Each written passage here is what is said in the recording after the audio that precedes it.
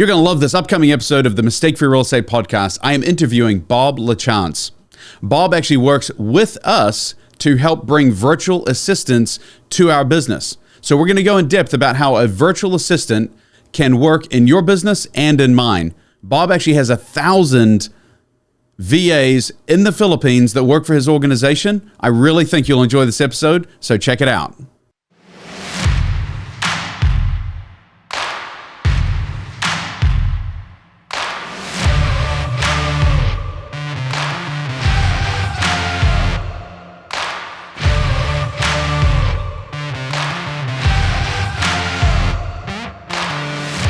Welcome to another edition of the Mistake-Free Real Estate Podcast. I'm your host, Marck, and today I'm joined by my friend and business associate, Bob Lachance. Bob, welcome to the show, mate.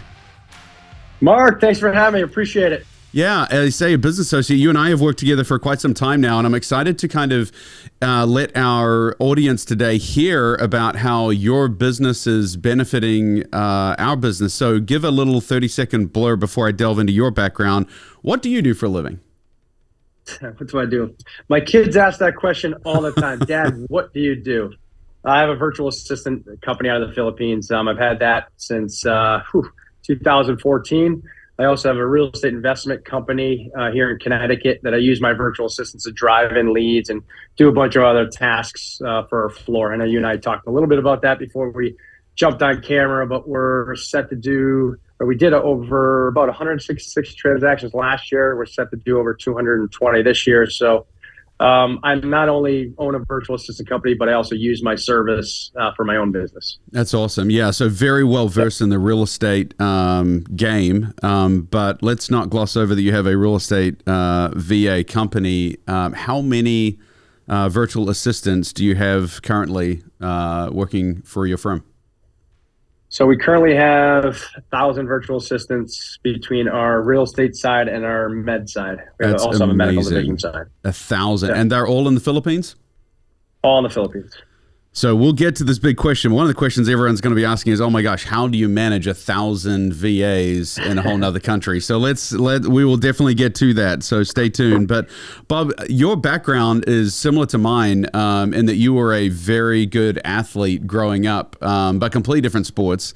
You were an ice hockey guy, and I was doing a little bit of research earlier, and man, Boston University had a heck of a hockey team back in the day under Coach Parker.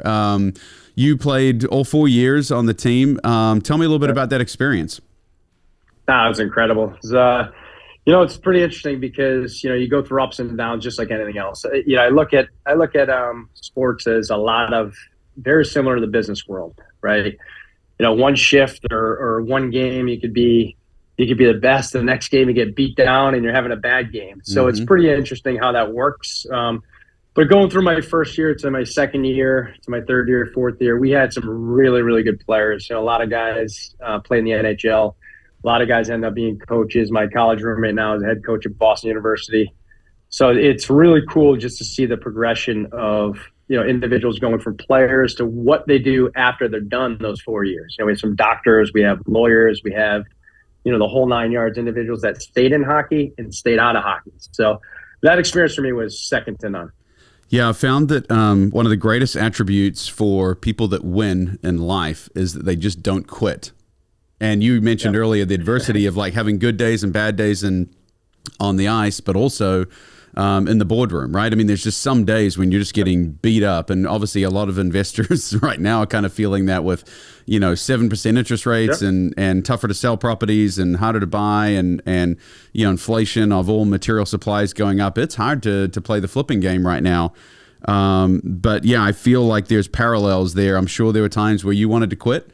You were talking earlier before the call about this new transfer portal, and I want to hit on that real quickly because it's kind of if you take that same analogy of business to sports, what the NCAA has done is kind of given everyone an out. Tell the audience a little bit about that transfer portal that you were talking about.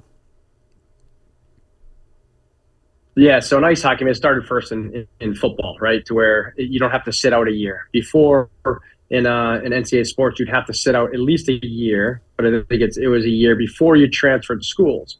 Now they let anybody transfer. It's like free agency. They'll let you jump anytime you want. you and I were talking. I mean, when I was back at school, I had a tough time with my coaches my first year, and I wasn't playing as much. Some games I was in, some games I wasn't. This is part of growing up. I was a 7 or 18-year-old kid coming into a world of adults, right? So you have to learn a lot, and there's a lot of life lessons that you learn. Well, nowadays, back then, you had to stay with that team. You couldn't just jump from team to team to team. Now, at the transfer portal, you could have one bad game where the coach says something to you wrong. You don't like the coach, and you could transfer just like that. It's just not good for, the lessons that, for me personally, I have 3 kids. It's going to be very difficult teaching your kids different lessons like we learned when you could actually jump and quit and take the next person to raise their hand and say, hey, Mark, I love the way you play tennis. I love the way you play hockey. I love the way you play golf. Whatever. It doesn't, I don't think it benefits our young kids these days. No, it empowers the child, and when it should be a time when they should be learning from the more experienced coaches, and it just promotes that the grass is always greener, when in all reality, as a grown adult, we know that it's very seldom that the grass is always greener. Crazy.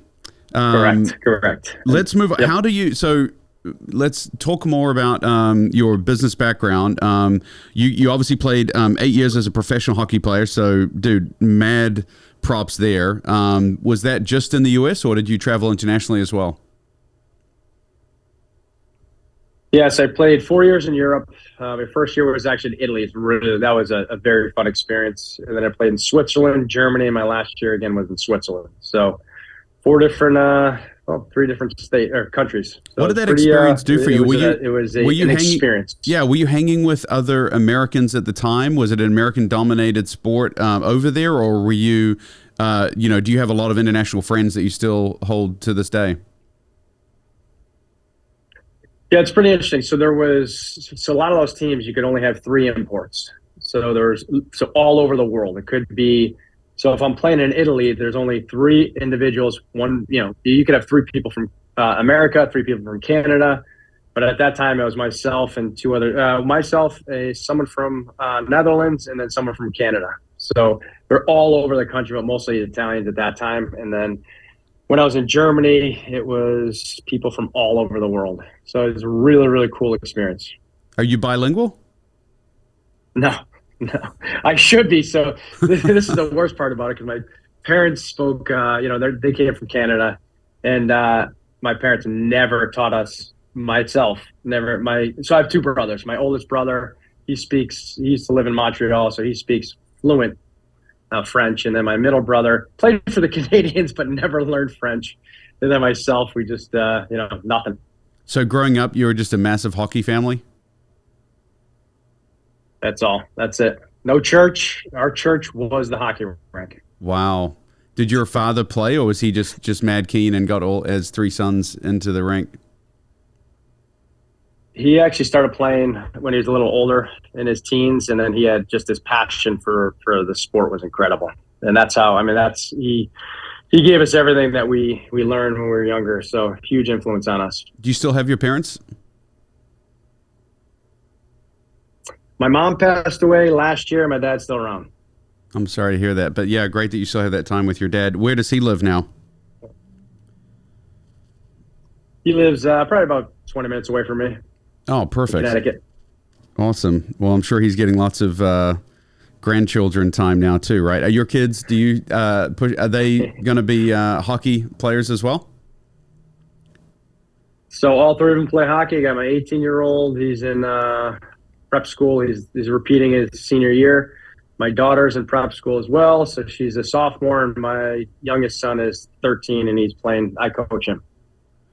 Fun times, man. That's awesome. So this big business, you have 1,000 employees that you obviously effectively rent out as a virtual assistant to other businesses. We've really benefited from having REVA Global, your real estate virtual assistant. REVA is the name of your company, and we've really enjoyed having your team members on our morning huddles and getting to know them and having them work on tasks.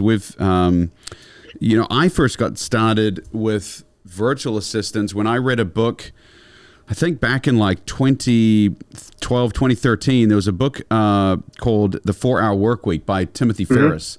And he mentioned in that book that there were Indian and Filipino virtual assistants. And, I looked into it and went with a company at the time called Tasks Every Day. And they were very good to me and actually broke away from them at a time, but found a couple of virtual assistants. I've still got that same Indian virtual assistant, Vinod, with me to this day. So that's now, he's been with one of my longest standing employees. I think now it's been about 9 or 10 years. Nice. But yeah, the power that you can have by freeing up your time to have others do either remedial tasks or repetitive tasks is really powerful. I conned on to the idea that thinking time, the old adage, it's easier to do than to think. And, sometimes thinking is really, really challenging and it requires a lot of time. So this idea of being able to free up my time through the delegation of repetitive tasks was an eye-opener for me. How did you get from taking, obviously, when you found out about this, what was the light bulb that went off for you, and how did you then scale to have this massive company? It's funny. So when I first, you and I spoke a little bit, we also started back. So I started in 2004, investing in 2004. And then when I jumped into real estate, I actually met Pat Precourt. You know him very well. Mm-hmm. And so him and I were real estate business partners for about 10 years. And we got approached by a real estate education company, a couple of our buddies that were here in Connecticut that moved out to San Diego, and a company called Fortune Builders. Well, they asked us to help create the back end, like the coaching program, because Pat and I were doing some coaching on the side with another company in the short sale world. And they didn't have experience in that. So Pat and I said, might as well, let's do it. So we helped them build up the back end of that coaching program, all the way from, 0 to, I don't know how many coaches in the end. There's about 100 coaches in the end. And all through that time, every time I talked to a student while we were investing in real estate, every time I talked to a student, it was always the same challenges. You'd get on a call today, and then in 2 weeks, you'd have a follow-up call, and you'd ask if they did the task that you gave them, and the majority of the time it was no. And you'd ask why. Well, I'm working part-time or I'm working full-time. They just didn't have enough time to get all those tasks done. So I was always looking for a way to help them, and a way to figure out if it was a product, if it was a service. I didn't know what it was. And then in 2013, I got introduced to what a virtual assistant was. And then a light bulb went on. I'm like, you know what? I think there's a business out there for that. So 2014, I'm like, all right, Pat and I helped create this whole back end, the training and everything of a coaching, a real estate education program. So why not take that and put it into the virtual assistant world? So 2014, launched my first company. I had a business partner back then. We tested it for 2 years, and it was a success. So then we just went out on our own, and it was really, really good. In 2018, we separated, and then today it's going very well. So why the Philippines? How did you get connected with that community over there, and what is it about their culture that lends itself to being good VAs? Yeah, English is one of their primary languages. A lot of people don't know that. English is huge over there. And just their culture, it's family culture. Phenomenal individuals. They look at it, your business is their business. They really, really take care of you. They're big on, they're big on having your back. They're big on culture. They're big on family. They're big on, helping and service. It's a huge service industry. It's called BPO. The BPO industry's call centers there's a ton of call centers in the Philippines, and that's just how that culture is. So how to give us an example? And by the way, highly, if people are listening and at a computer, go to revaglobal.com. It's a great website that gives some examples, but give the audience some examples of how someone could utilize a virtual assistant.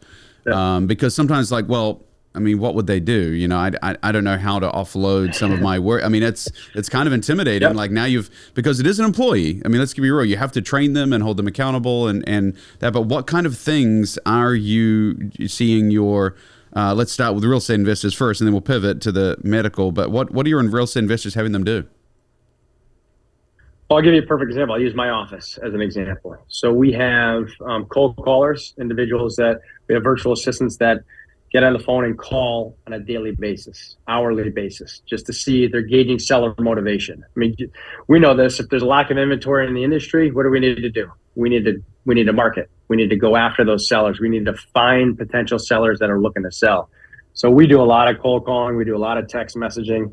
In the just a 2-second process, we have our virtual assistants pull down a list for us. So they'll go to, I don't know if you use PropStream or RealFlow or whatever kind of data site you pull, a lot of data providers that you and I know, but our virtual assistants pull them down. They also skip trace them to find the best potential phone number for that record that was pulled down. And then they upload it into, if they're cold calling, they upload it into the dialer, and then they literally call all day long. And what I'm looking for and what my sales team is looking for is somebody who raises their hand that says, yes, you know what? I would love to entertain an offer, or any individual that has any sense of motivation, we send it right over and transfer right over to our sales floor. So all of that time and energy that is taken to drive that lead in, there's zero reason why any of us entrepreneurs should be on the phone all day long engaging, because those are cold individuals. Those are cold records, cold people.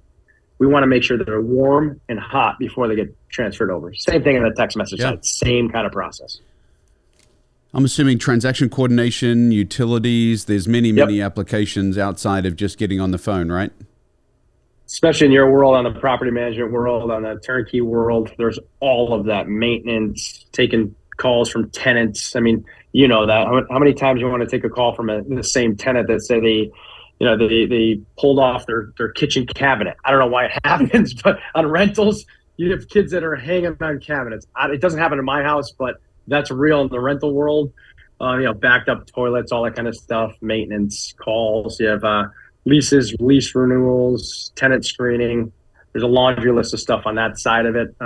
Social media management. We could go on, transaction coordinator, like you just said, a bunch of stuff. And your firm not only provides the the body, the actual team member that's going to join us, but also you have a lot of training platforms that you're kind of pre-training the VA to fulfill the tasks of which we're asking them to do, right? It's not just I just want people to understand. Correct. It's not just, okay, here's someone, good luck. You're very hands-on and making sure there's a smooth transition. Can you talk a little bit about, what you have to do to train and prepare your VAs to enter the world of American business? Absolutely. And it starts actually, I'll take a step back a little bit on that side of it, because when we first started this, when I first got my virtual assistant, it was painful. I had to sift through hundreds of applications and then get on interviews. It was, for me, hiring somebody, it's extremely painful. So I had to go on, go through 100 applications. I had to sit through 20 plus interviews only to get one person. And then that one person ended up not sticking. And I'm like, that just took me 20, 30 hours just to get that one person that didn't end up sticking.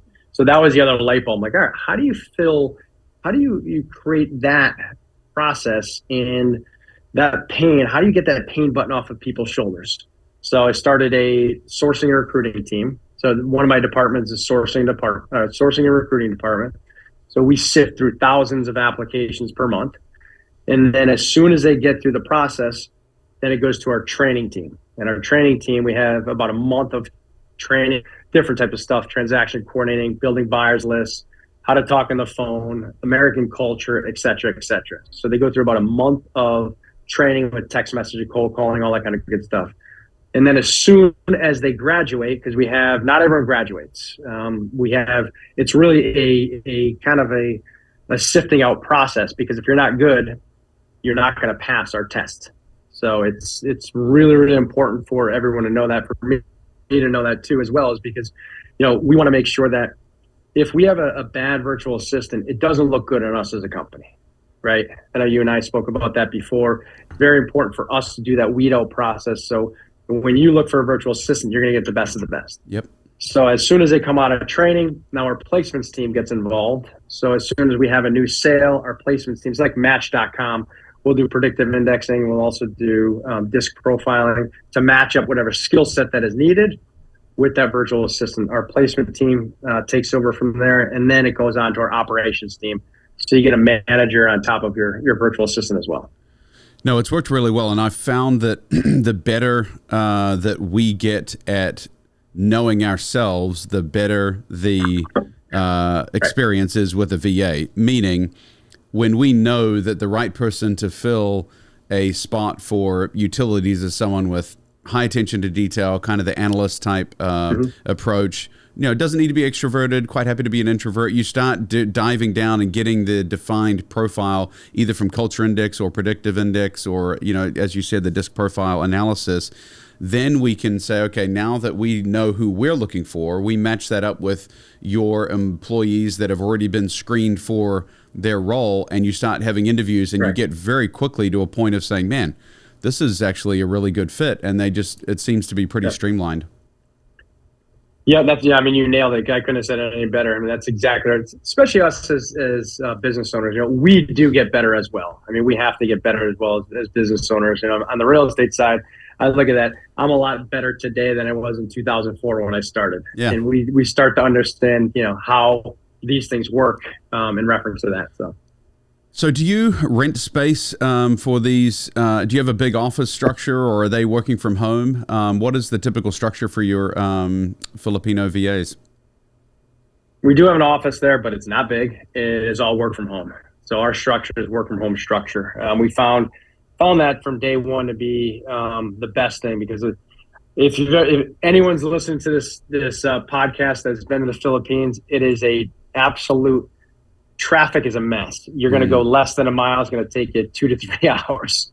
It's crazy. It's nuts. So for them to work from home, it's a huge benefit. They get to spend more time with their family. They get to not sit in traffic, etc. And a couple of logistics. One, they do work on Central Standard Time, Eastern Standard Time in the U.S., right? Correct. So it's very common cultural thing for them to be working through the night and then having time off during the day.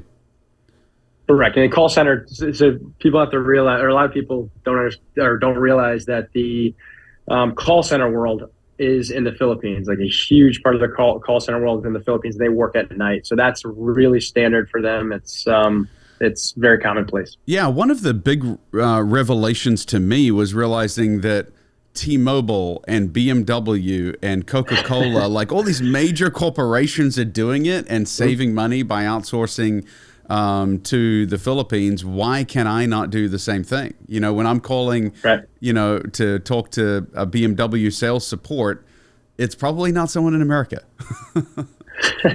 No, it's not. It's actually funny on the med side.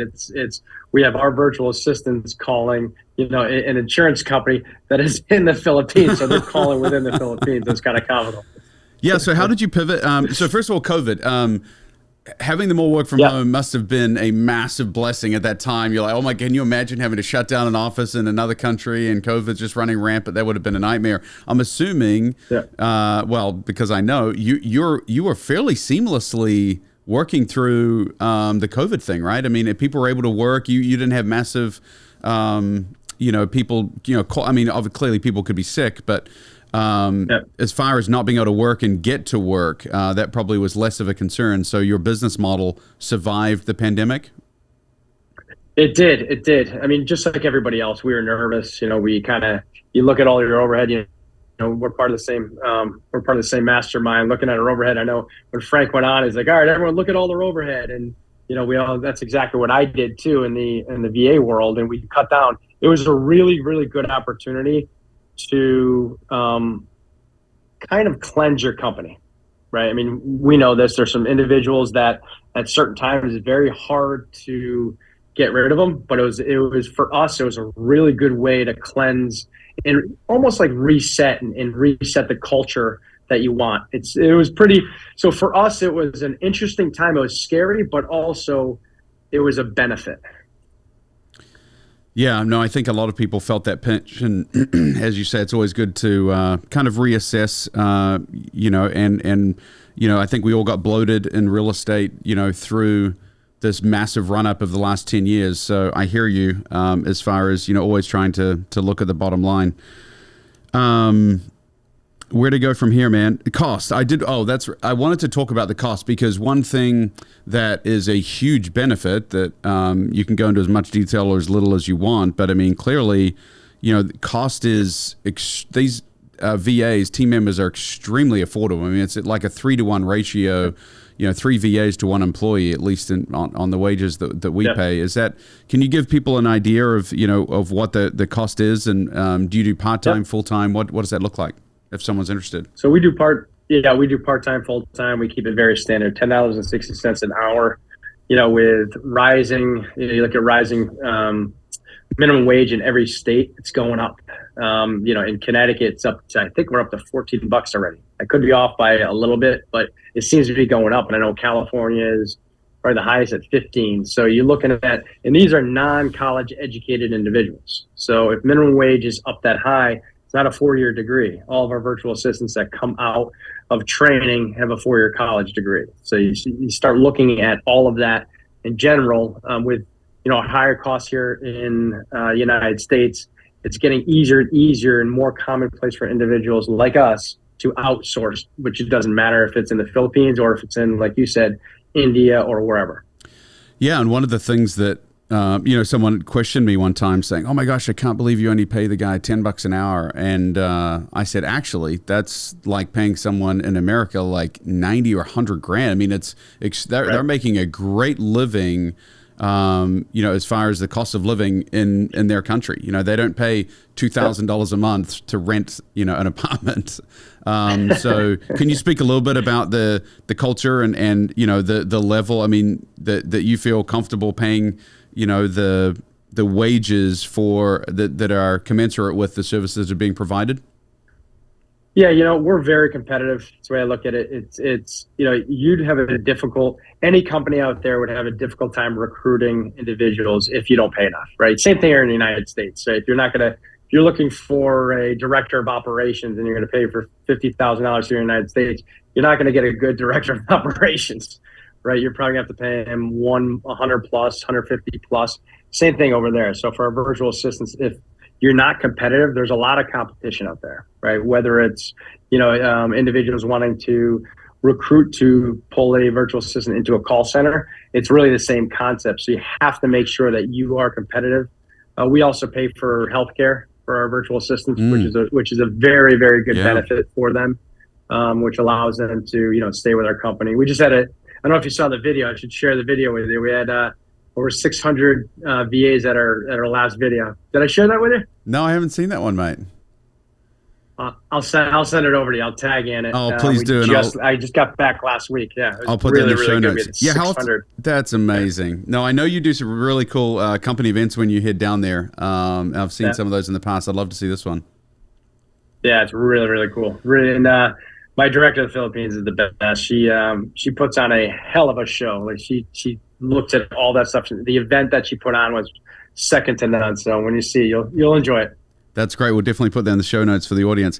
Bob, talk a little bit about your diversification into the medical industry, because we do have a lot of dentists, doctors, orthodontists, lawyers, accountants, people that can, it's not just real estate investors that can take advantage of a virtual assistant. Can you talk a little bit about how other industries have adapted and how you're helping people outside of real estate use your services? Yeah, absolutely. So just on the medical side, just to really just give a high level look at it, and Beth handles all that. So she used to be in the pharmaceutical sales industry, in the medical industry, and she saw that there was a huge need, especially since costs here in the United States are going up, and they're not making any more desk space. So to fit another person inside an office is a very, very challenging thing to do for, let's call it what it is. The overhead just keeps going up and up and up. You got to give them phones. You got to give them everything what's needed in your office with taxes, insurance. So, Beth had the idea of starting to go into offices and offering, different types of virtual assistants that do prior authorizations, because you can't have a nurse sitting there doing insurance verifications, prior authorizations. You're paying them $70,000 a year, and they're sitting on the phone all day just to be calling insurance companies, getting prior authorizations. And also another thing that they do very, very well is they do front desk triage. So when people call in, they'll send the call over to the right department, etc. They pre-screen the call. They also train them on what to answer and how to answer different questions and concerns, etc. So there's a whole side of it that, again, Beth handles all that side of it, and it's been very, very good for us. That's very interesting, mate. Well, hey, I'm going to end with a couple of questions. Appreciate your time today. The first one, this podcast is called Mistake-Free Real Estate, very much tongue-in-cheek. We all know that there's no such thing. I joke that I've made all the mistakes in real estate so that others don't have to. So as a turnkey provider, people know that they're going with someone who's kind of been there, done that. What are some of the mistakes and lessons that you have learned in business or in life that you could share? Is there one thing that comes to mind? Yeah, I think it's the shiny object syndrome, and I think that's really important. It's what led to that is a $150,000 knockdown rebuild loss that I had. It was in Greenwich, Connecticut, and let's call it what it is. I know nothing about knockdown rebuilds, right? But it was a can't miss deal where I had to put $150,000 down, and if I didn't get it, I would never have made $1 million, like all that kind of, stuff.